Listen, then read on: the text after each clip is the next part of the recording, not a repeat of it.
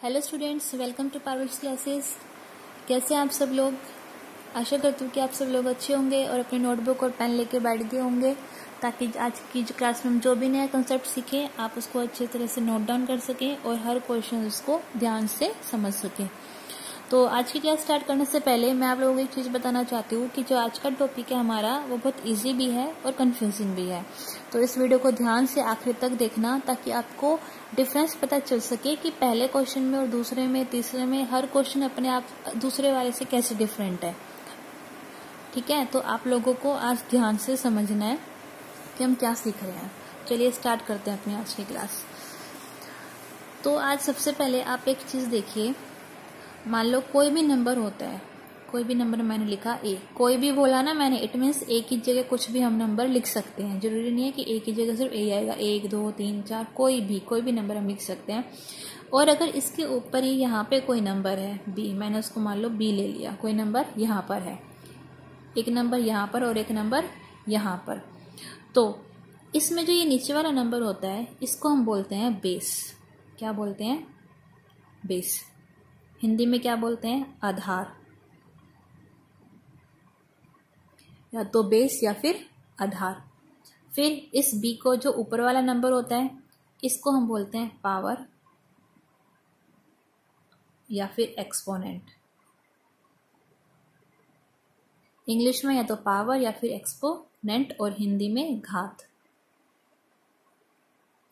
तो आपको पता चला, नीचे वाले को बोलते हैं बेस या फिर आधार और बी को क्या बोलते हैं? पावर या फिर एक्सपोनेंट या फिर घात। तो इस जो आज हम सीखेंगे, हम इस एक्सपोनेंट के बारे में सीखेंगे कि जो एक्सपोनेंट होते हैं, जो पावर्स होते हैं, इसके अलग अलग क्या क्या लॉज हैं, क्या क्या नियम है। तुम्हारा आज का जो टॉपिक यही है, घातांक के नियम। घातांक के नियम, लॉज ऑफ एक्सपोनेंट। तो आज इसी के बारे में हमको सब कुछ सीखना है। जैसे कि एग्जाम्पल मैं आपको बताती हूँ। जैसे मान लो आपके सामने कोई लिखा है 14 की पावर 20, जैसे इस तरह कोई लिखा है तो आप इसको कैसे बोलोगे? 14 रेज़ टू पावर 20। 14, ये मैं आपको लिख के बता रही हूँ कि बोलना क्या है। 14 रेज़ टू पावर 20। इंग्लिश में आप ऐसे बोल सकते हो, हिंदी में 14 की घात 20 या फिर 14 की पावर 20, जो आपको इजी लगे उस तरह बोल देना। या फिर 14 रेज़ टू पावर 20, 14 की घात 20 या फिर 14 की पावर 20, जो आपको इजी लगे वो। ये मैं आपको बोलने का तरीका बताया है हर क्वेश्चन के लिए। ऐसे लिखा होगा 30 की पावर 12, तो भी यही बोलना है। बस ध्यान में रखना है, नीचे वाला बेस होता है और ऊपर वाला उसकी पावर होती है, ऊपर वाली उसकी पावर होती है। तो इस तरह के जब क्वेश्चंस हमको मिलते हैं तो उसकी जब कैलकुलेशन करनी होती है तो हम कैसे करते हैं, आज हमको यही सीखना है। तो जो कुछ रूल्स हैं उस रूल्स को फॉलो करके ही हम इनकी कैलकुलेशंस कर पाते हैं, अदरवाइज हम नहीं कर पाएंगे। तो जो पहला रूल हमारे पास ये है कि अगर कोई नंबर लिखा हुआ है ए, उसकी पावर है m गुना में फिर वही नंबर है और उसकी पावर चेंज हो जाती है। अब a raise to power m multiply a raise to power n, मतलब ए की घात m गुना में ए की घात n, तो किसके बराबर होगी? ए की पावर m प्लस में n। मतलब क्या करो, जो बेस है, जो आधार है, उसको तो ऐसे का ऐसा उतार दो और जो पावर है उनको क्या कर दो? सिर्फ ऐड कर दो।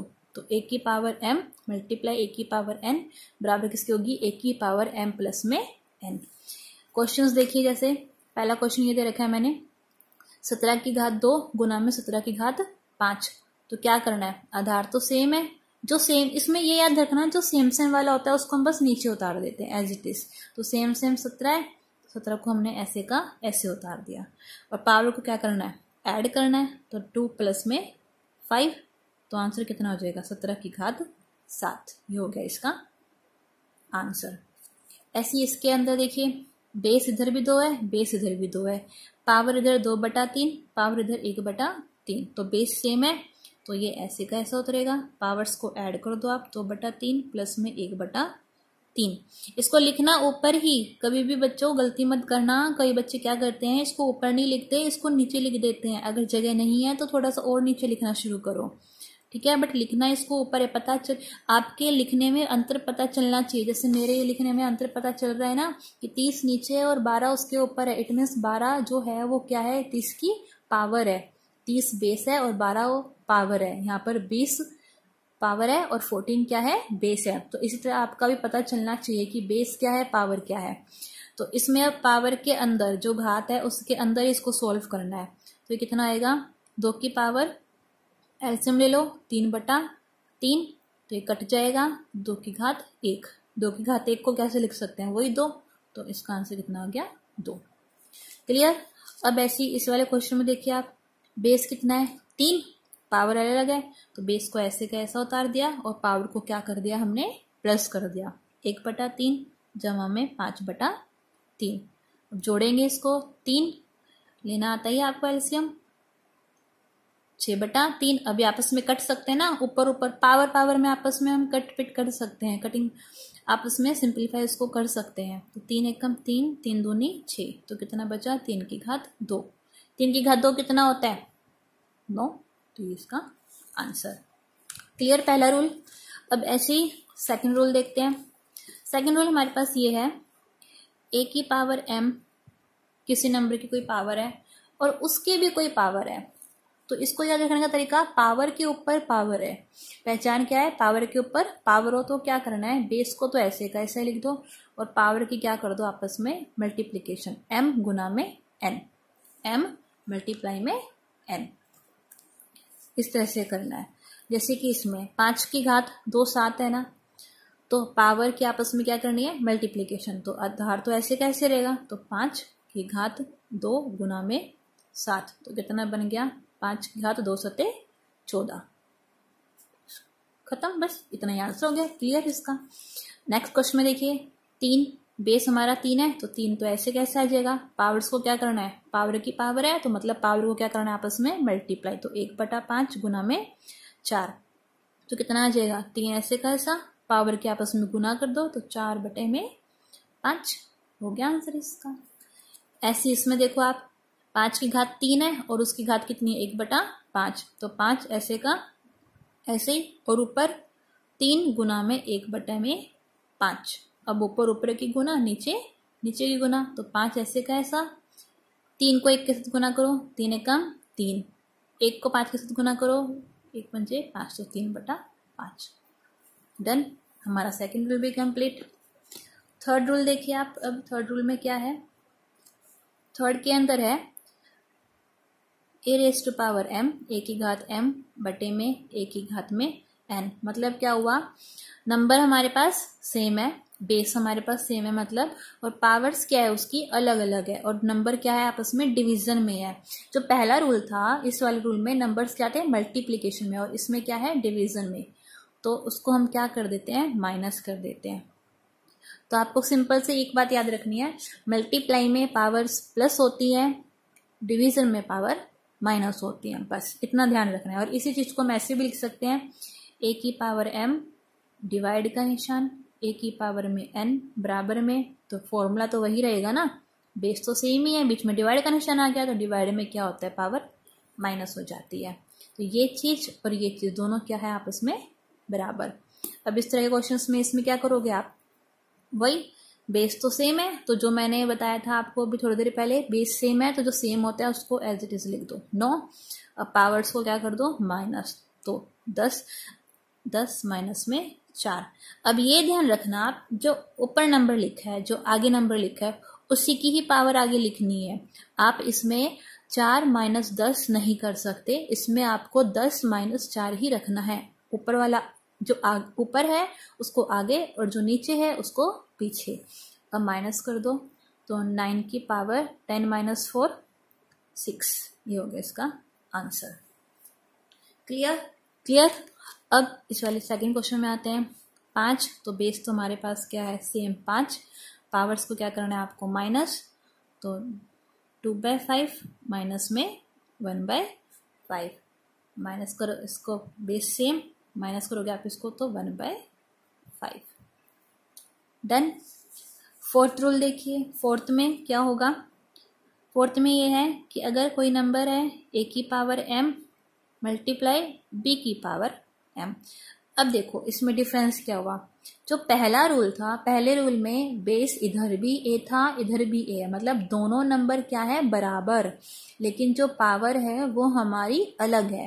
लेकिन फोर्थ रूल में क्या हुआ, नंबर क्या है हमारे पास अलग, लेकिन जो पावर है वो हमारी क्या है बराबर। तो ये डिफरेंस आपको समझना आना चाहिए कि इस वाले में और इस वाले पहले क्वेश्चन में क्या अंतर है।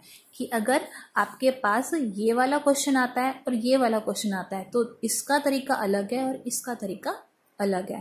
तो इसको कैसे करते हैं देखते हैं। इसको करने का क्या रूल है, ये अब देखो मैंने बताया था आपको जो सेम है उसको एज इट इज ही उतारना है, लेकिन जहां पर वो लिखा है वहीं पर लिखना है। जैसे ये पावर में m है ना, पावर में सेम है तो पावर में m ही रहेगा हमारे पास और अंदर क्या हो जाएगी मल्टीप्लाई। तो पावर में m और अंदर क्या हो जाएगा इसकी मल्टीप्लाई। जैसे कि इसमें देखो आप, इधर पावर में क्या है 4 और बेस क्या है 3 और इधर क्या है 5। तो क्या कर दोगे 3 गुना में 5 और पावर की जगह 4, क्योंकि पावर में 4 है तो पावर तो 4 ही रहेगी। और अंदर वालों की क्या कर दोगे मल्टीप्लाई ब्रैकेट्स में। तो 3 पंचे 15, 15 की घात 4, ये हो गया इसका आंसर। नेक्स्ट इस वाले क्वेश्चन में देखिए 2 की घात 1/9 गुना में 3 की घात 1/9।